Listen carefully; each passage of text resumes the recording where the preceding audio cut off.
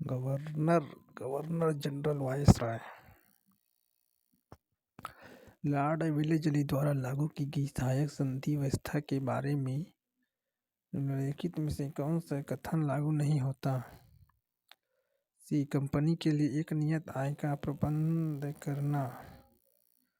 British Bharat के governor general Lord Wellesley 1798 से 1805 ने सहायक संधि का सिद्धांती डॉक्ट्राइन ऑफ सब्सिडियरी अलायंस प्रस्तुत किया था, जिसका उद्देश्य भारत में अंग्रेजी सत्ता की श्रेष्ठता स्थापित करने तथा फ्रांसीसियों के भय को समाप्त करना था। सहायक संधि करने वाले बड़े राज्यों के लिए यह आवश्यक था कि वे किसी अंग्रेज सैन्य अधिकारी द्वारा नियंत्रित एक सैन्य टुकड़ी को अपने राज्य में रखें तथा बदले में पूर्ण प्रभुसत्ता वाले क्षेत्र कंपनी को दें। छोटे स्तर के राज्य बदले में नकद धन दिया करते थे। सहायक संधि स्वीकार करने वाले राज्य को हर प्रकार के शत्रुओं से रक्षा करना था तथा नेपोलियन जैसे खतरों से भारत को सुरक्षित करना था। निम्नलिखित में से कौन सा युग्म सही सुमेलित है? बक्सर का बी। वांडीवास का युद्ध फ्रांसीसी विरुद्ध ईस्ट इंडिया कंपनी।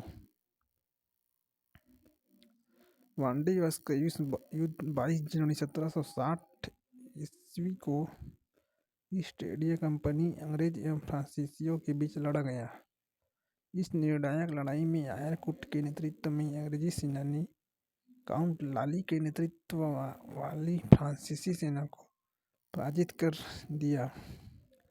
बक्सर का युद्ध 1764 ईस्वी में अंग्रेजों जिनका नेतृत्व हेक्टर मुनरो ने किया था एवं मीर कासिम शुजा-उद-दौला व शाह आलम की संयुक्त सेना के मध्य हुआ था।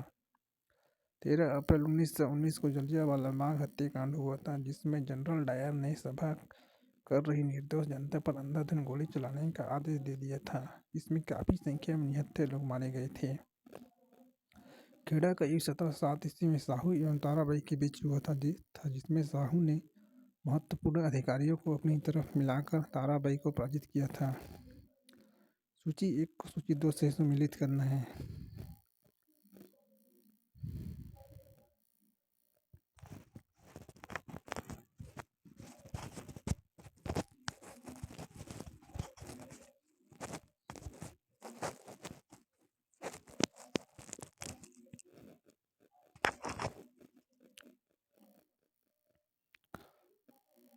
बंगाल में फोर्ट विलियम प्रेसिडेंसी का गवर्नर जनरल रेगुलेटिंग एक्ट 1773 के अधीन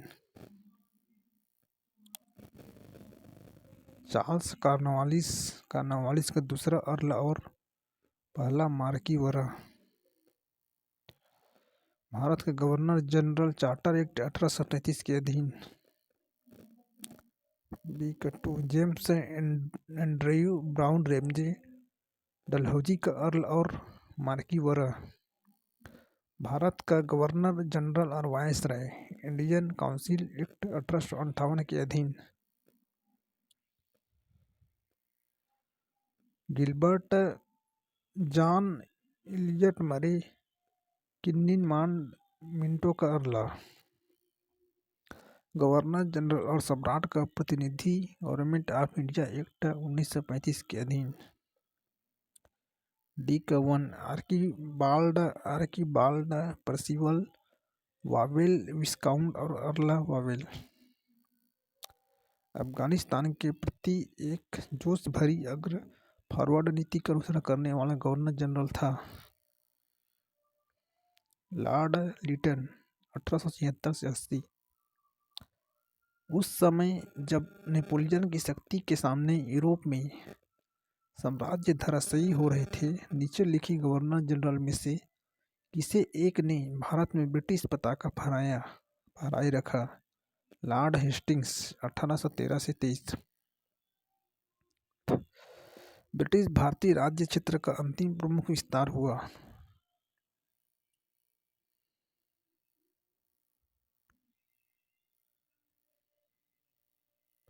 बी।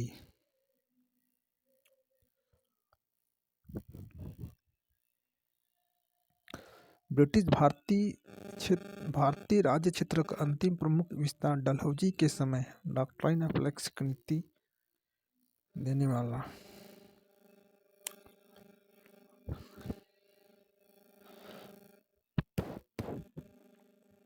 सर्वाधिक ब्रिटिश सीमा का विस्तार डलहौजी के वैज्ञा सिद्धांत के द्वारा हुआ। इसके अंतर्गत झांसी, सतारा, जैतपुर, संभलपुर, उदयपुर व नागपुर को अंग्रेजी साम्राज्य में मिला लिया गया तथा अवध को कुशासन का आरोप लगाकर ब्रिटिश साम्राज्य का अंग बना लिया गया। निम्नलिखित युगों में से कौन सा एक सही सुमेलित नहीं है? वर्नाकुलर प्रेस एक्ट कर्जन, ये गलत है। Vernacular Press Act Lord Lytton ने 1878 में पारित किया, जिसे रिपन ने 1882 में रद्द कर दिया। भारत में ब्रिटिश साम्राज्य के दौरान निम्नलिखित वायसराय पर विचार कीजिए।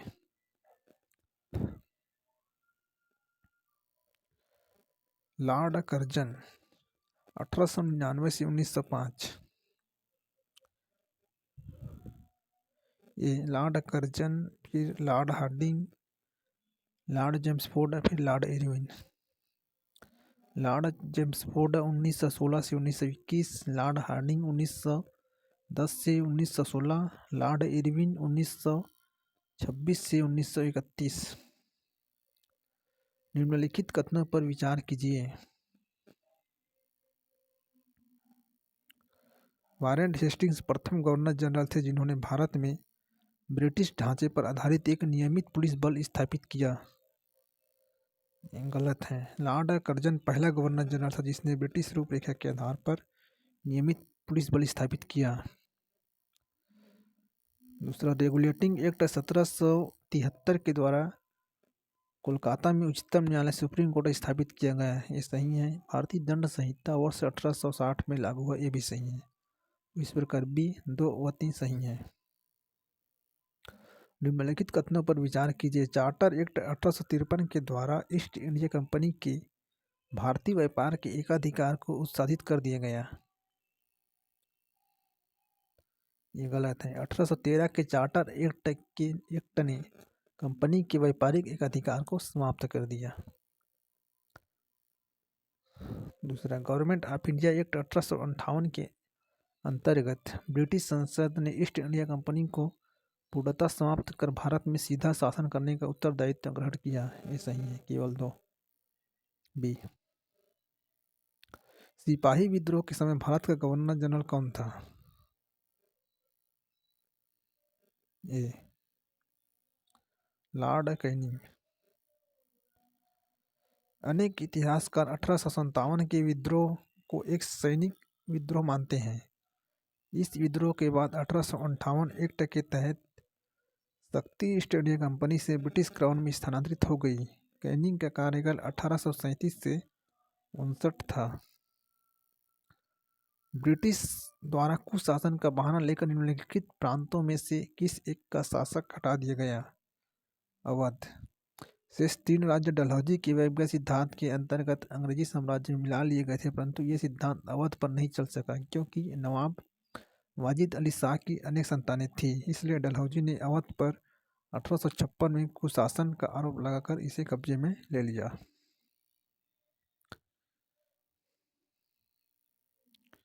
झांसी को 1853 में लिया था, नागपुर को 1854 में, सतारा को 1838 में। निम्नलिखित कथनों पर विचार कीजिए।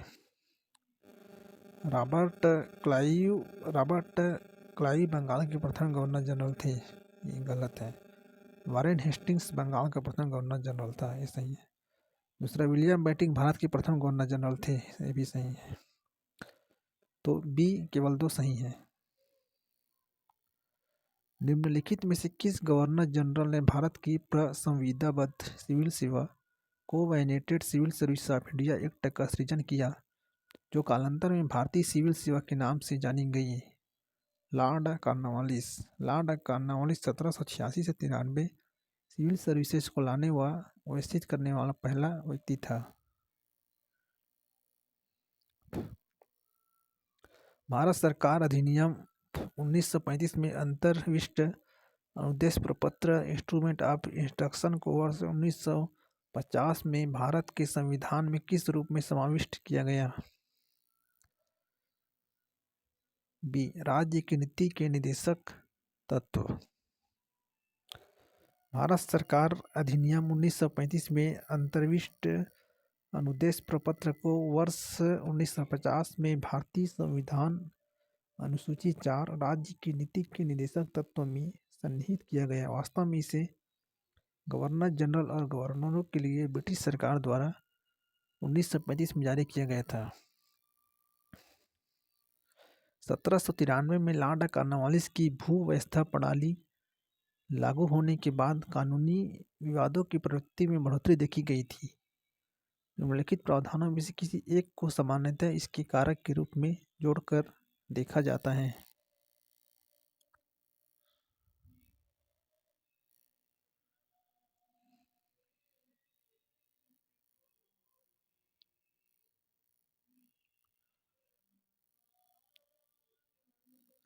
डी, ए, बी, सी तीनों सही नहीं, कोई भी सही नहीं है। रैयत को जमींदार किसी अधिक सशक्त बनाना है भी, स्टेट कंपनी जमींदारी का अधिपति बनाना है भी गलत है। न्यायी पद्धति को अधिकार को भी गलत है, कोई भी सही नहीं।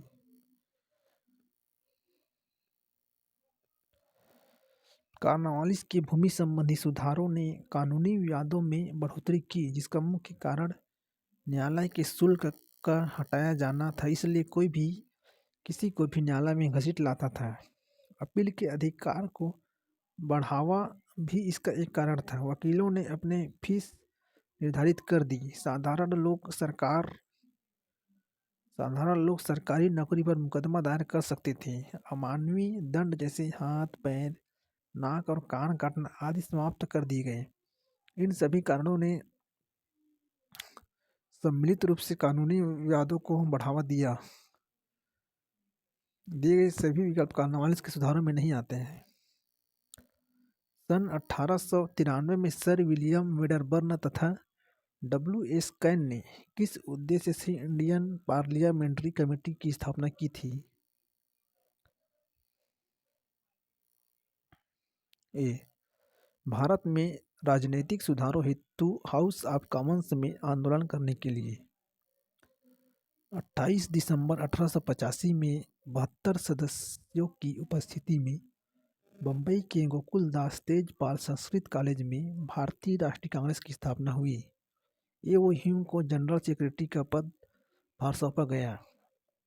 कोलकाता के योमेश चंद्र बनर्जी को अध्यक्ष चुना गया। विलियम वेडरबर्न तथा जस्टिस खान जार्डिन अतिरिक्त ब्रिटिश सदस्य थे।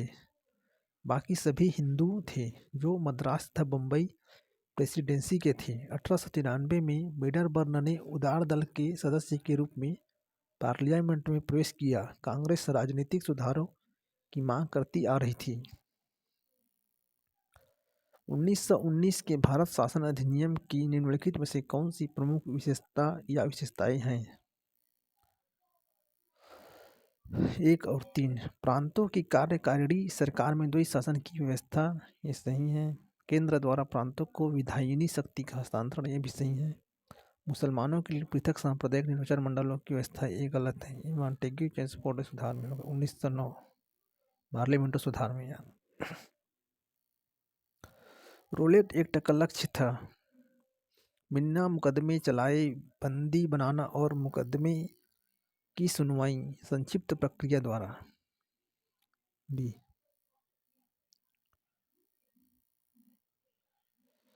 निम्नलिखित में से कौन ब्रिटिश शासन के दौरान भारत में रैयतवाड़ी बंदोबस्त के प्रारंभ किए जाने से संबद्ध था या थे? अलेक्जेंडर रीड और थॉमस मुनरो। सी.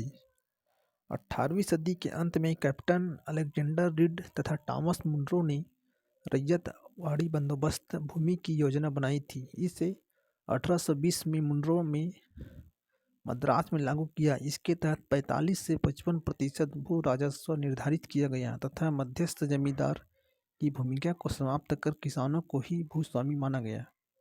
लॉर्ड कॉर्नवालिस ने 1793 में बंगाल, बिहार, उड़ीसा आदि राज्य में भूकर की पद्धति स्थायी बंदोबस्त को लागू किया। लॉर्ड कॉर्नवालिस को खालिस्तान के लिए जाना जाता है। बंगाल की स्थायी राजस्व व्यवस्था। लॉर्ड कॉर्नवालिस ने 1793 ईस्वी में स्थायी राजस्व व्यवस्था लागू की। इसके अंतर्गत लगान को निश्चित कर दिया गया तथा जमींदारों को भूमि का स्थायी स्वामी बना दिया गया। यह अधिकार वंशानुगत हो गया।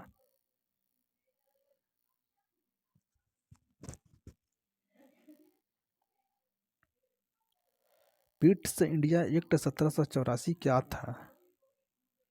नियामक अधिनियम। 1784 का पिट्स इंडिया एक्ट एक नियामक अधिनियम था। इसे रेगुलेटिंग एक्ट की कमियों को दूर करने तथा अंग्रेजों के हितों की रक्षा करने के लिए ब्रिटिश संसद ने पारित किया था। इस एक्ट ने कंपनी के मामलों और भारत में उसके प्रशासन पर ब्रिटिश सरकार को सर्वोपरि नियंत्रण का अधिकार दे दिया।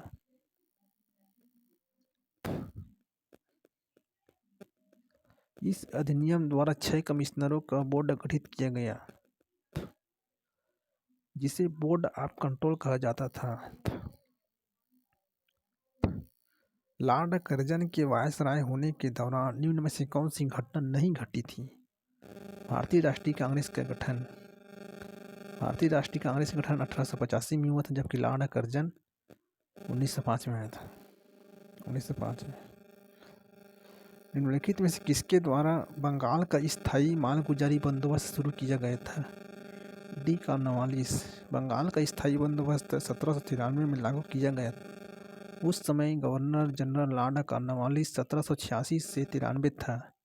यह व्यवस्था बंगाल, बिहार, उड़ीसा, उत्तर प्रदेश के वाराणसी और गाजीपुर क्षेत्र तथा उत्तरी कर्नाटक के क्षेत्रों में लागू किया गया था। इसके तहत जमींदार भू राजस्व का 90% सरकार को भेजते थे तथा 10% अपने पास रखते थे।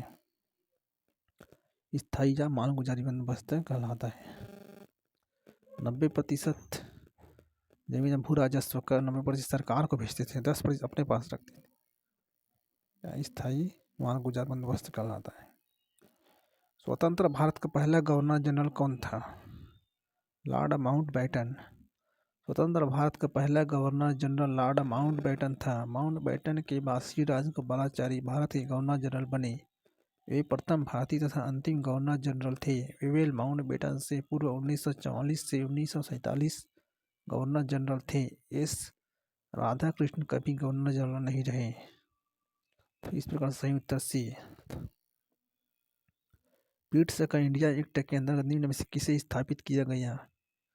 नियंत्रण बोर्ड को। 1784 के पिट्स इंडिया एक्ट के तहत इंग्लैंड में सरकार के अधीन नियंत्रण बोर्ड ऑफ कंट्रोल की स्थापना की। इस बोर्ड का कार्य डायरेक्टर्स की नीतियों का नियंत्रण करना था। वर्ष 1919 अधिनियम में द्विशासन धारणा को जिस व्यक्ति ने परिचित कराया वे थे? 1919 जेम्स फोर्ड। हो सकता गलत है, जेम्स फोर्ड नहीं, मॉन्टेग्यू आया था। वर्ष 1919 अधिनियम में द्विशासन धारणा को जिस व्यक्ति ने परिचित कराया वे मॉन्टेग्यू थे। 1919 के अधिनियम के अंतर्गत द्विशासन धारणा मॉन्टेग्यू की देन थी। उस समय भारत के वायसराय लॉर्ड चेम्सफोर्ड थे।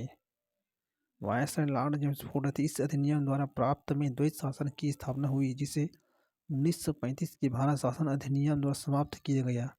इस अधिनियम को सामान्यतः मॉन्टेग्यू जेम्सफोर्ड सुधार कहा जाता है। सांप्रदायिक निर्वाचन क्षेत्रों की पद्धति की शुरुआत भारत में किसके द्वारा हुई? 1919 ईस्वी की मार्ले मिंटो सुधार द्वारा। 1919 मार्ले मिंटो सुधार के अंतर्गत हुआ, जिसमें केंद्रीय व स्थायी 27 निर्वाचित सदस्यों में से 8 सीटें पृथक निर्वाचन क्षेत्र के अंतर्गत मुसलमानों के लिए आरक्षित की गई।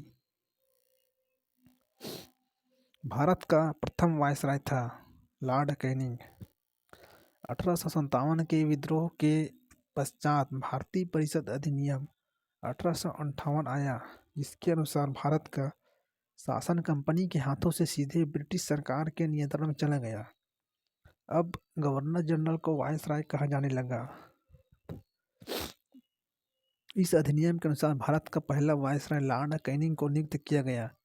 लॉर्ड कैनिंग कंपनी द्वारा नियुक्त अंतिम गवर्नर जनरल था। आधुनिक भारत में सामान्यतः स्थायी स्वायत्त शासन का अग्रणी निम्नलिखित में से किसको माना जाता है? रिपन। लॉर्ड रिपन को भारत में स्थायी स्वायत्त शासन या स्वशासन का जनक कहा जाता है। इसके अंतर्गत ग्रामीण क्षेत्र में स्थानीय बोर्ड बनाए गए, जिले में जिला उप विभाग, तहसील बोर्ड बनाने की योजना बनी, नगरों में नगर पालिका का गठन किया गया तथा इन्हें कार्य करने की स्वतंत्रता एवं आय के साधन उपलब्ध कराए गए। इन संस्थाओं में गैर सरकारी लोगों की अधिक भागीदारी निश्चित की गई। रिपन भारत के सर्वाधिक उदार गवर्नर जनरल थे। फ्लोरेंस नाइटिंगेल ने रिपन को भारत का उद्धारक कहा है। इंग्लैंड के हाउस ऑफ कॉमन्स द्वारा भारत के किस गवर्नर जनरल पर महाभियोग चलाया गया था? Warren Hastings. भारत में वारेन हेस्टिंग्स का कार्यकाल 1773 से 85 तक रहा। पिट्स का इंडिया एक्ट के विरोध में इस्तीफा देकर जब हेस्टिंग्स इंग्लैंड पहुंचा तो भ्रष्टाचार के आरोप में बर्क द्वारा उस पर महाभियोग चलाया गया। महाभियोग ब्रिटिश संसद में 1788 से 95 तक चला, किंतु 1795 में वह दोष मुक्त हो गया। किस गवर्नर जनरल का नाम राज्य हड़प नीति डॉक्ट्राइन ऑफ लैप्स के साथ जुड़ा हुआ है? लॉर्ड डलहौजी।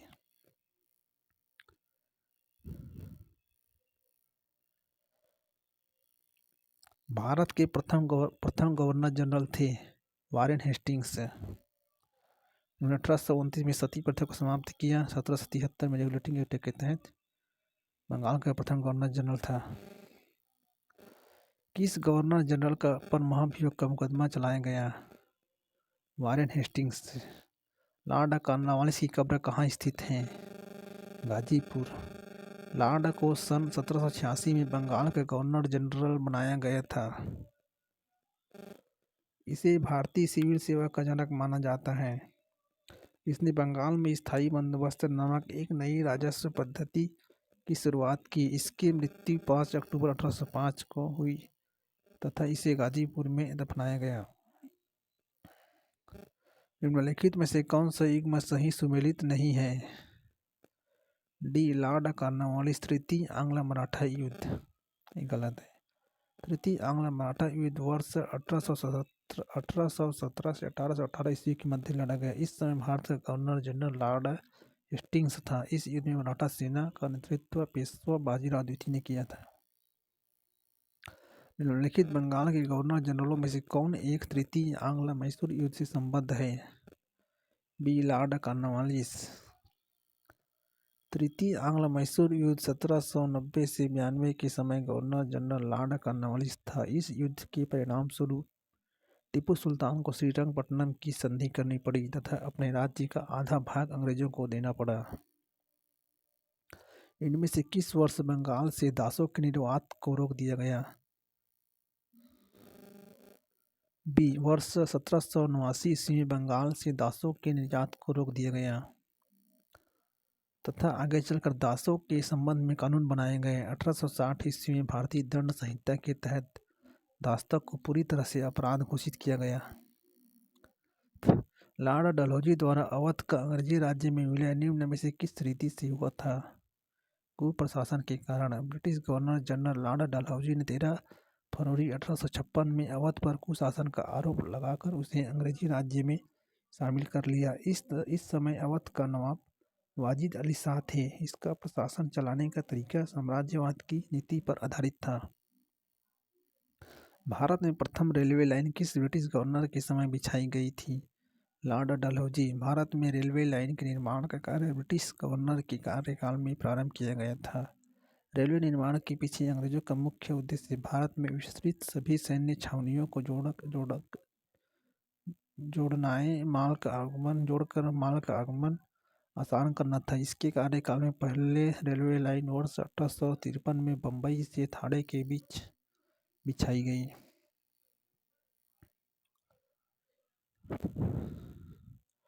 किस कंपनी ने सर्वप्रथम भारत में रेल यात्रा प्रारंभ की? B. Great Indian Peninsula Railway. Great Indian Peninsula Railway company ने सर्वप्रथम सन 1853 में बम्बई के बोरीबंदर रेलवे स्टेशन से थाने के बीच रेल यात्रा का प्रारंभ किया था। इस समय भारत का गवर्नर जनरल लॉर्ड डलहौजी था, जिसे भारत में रेलवे का जनक माना जाता है। अपने पुत्र के स्थान पर दूसरे उत्तराधिकारी को गोद लेने के अधिकार को पुनः स्थापित किया था। 1858 की साम्राज्य की घोषणा ने 1 नवंबर 1858 को इलाहाबाद में हुए दरबार में महारानी की घोषणा को लॉर्ड कैनिंग ने उद्घोषित किया था, जिसमें अपने पुत्र के स्थान पर दूसरे उत्तराधिकारी को गोद लेने के अधिकार को पुनः स्थापित किया गया तथा विजय एवं विलय नीति को पूर्णतः परित्याग कर दिया गया। निम्न युगों में से कौन सा एक सही सुमेलित है? 1. लॉर्ड कॉर्नवालिस स्थायी बंदोबस्त। स्थायी बंदोबस्त लॉर्ड कॉर्नवालिस, चतुराई, निष्क्रियता, जॉन लॉरेंस, सहायक संधि, लॉर्ड वेलेजली, भारतीय राष्ट्रीय कांग्रेस की स्थापना, सर एवो ह्यूम।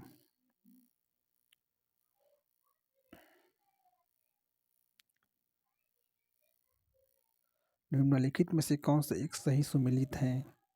लॉर्ड वेलेजली, चतुर्थ आंग्ल मैसूर युद्ध। सी. लॉर्ड एलनबरो, सिंध का विलीनीकरण, दास प्रथा का अंत, लॉर्ड डलहौजी, अवध का विलीनीकरण, वेबगत का सिद्धांत, लॉर्ड वेलेजली, चतुर्थ आंग्ल मैसूर युद्ध, सहायक संधि प्रणाली, सर जॉन शोर, खुर्दा का युद्ध, चार्टर एक्ट 1793 पास किया। निम्नलिखित में से कौन सा युग्म सही सुमेलित नहीं है? डी. लॉर्ड लिटन, प्रथम आंग्ल अफगान युद्ध, भारत के वायसराय लॉर्ड लिटन के कार्यकाल के दौरान सन 1878 से 1880 के मध्य द्वितीय आंग्ल अफगान युद्ध हुआ। इसे 1877 में दिल्ली दरबार आयोजित किया, जिसमें महारानी विक्टोरिया को भारत की साम्राज्ञी घोषित किया गया। प्रथम आंग्ल अफगान युद्ध के समय भारत का गवर्नर जनरल ऑकलैंड था, न कि लिटन। भारत में अंग्रेजों के समय में प्रथम जनगणना हुई। लॉर्ड मेयो के कार्यकाल में। भारत में अंग्रेजों के समय में प्रथम जनगणना सन 1872 में हुई। इस समय भारत का वायसराय लॉर्ड मेयो था, परंतु नियमित जनगणना की शुरुआत सन 1881 से लॉर्ड रिपन के कार्यकाल में हुई। मेयो ने भारत में वित्तीय विकेंद्रीकरण की नीति का प्रारंभ किया। इसने मेयो कॉलेज तथा कृषि विभाग की स्थापना की। सूची 1 को सूची 2 से सुमेलित कीजिए।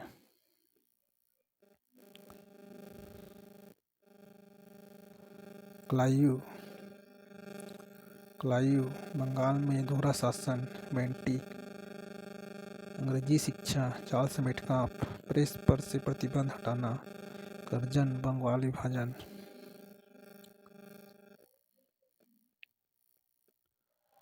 सूची 1 को सूची 2 से मिलान करना है। लॉर्ड डलहौजी, वेबगत का सिद्धांत, लॉर्ड विलियम बेंटिक, सती प्रथा का निषेध, लॉर्ड रिपन, स्वायत्त शासन, लॉर्ड कर्जन, बंगाल का विभाजन। भारत में कर्जन के प्रशासन की तुलना औरंगजेब से किसने की थी? जी. के. गोखले। गोपाल कृष्ण गोखले ने लॉर्ड कर्जन के प्रशासन की तुलना मुगल शासक औरंगजेब से की थी। कर्जन ने ब्रिटिश शासन को भारत में सुदृढ़ स्थिति प्रदान की। इनमें से किस गवर्नर जनरल ने सबसे पहले पृथक निर्वाचक मंडल की व्यवस्था मुसलमानों को जीतने व उन्हें कांग्रेस के विरुद्ध करने के लिए इस्तेमाल किया? लॉर्ड मिंटो, जिसे मिंटो मार्ले सुधार भी कहा जाता है, 1909। भारत का अंतिम वायसराय था ऑकिनलेक। भारत के अंतिम ब्रिटिश वायसराय एवं गवर्नर जनरल लॉर्ड माउंटबेटन थे। रेगुलेटिंग एक्ट पारित किया गया है 1773 में।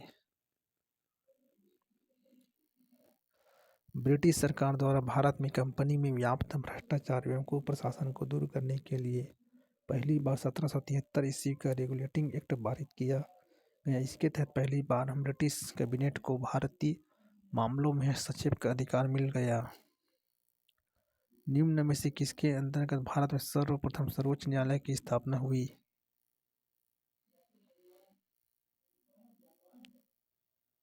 ए.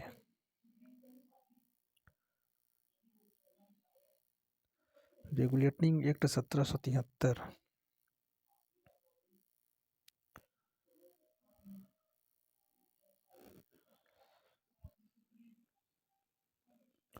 चार्टर अधिनियम 1813 भारत के लिए महत्वपूर्ण समझे जाने का निम्नलिखित में से कौन सा एक कारण है? इसके द्वारा भारतीयों की शिक्षा के लिए वित्तीय प्रावधान किया गया।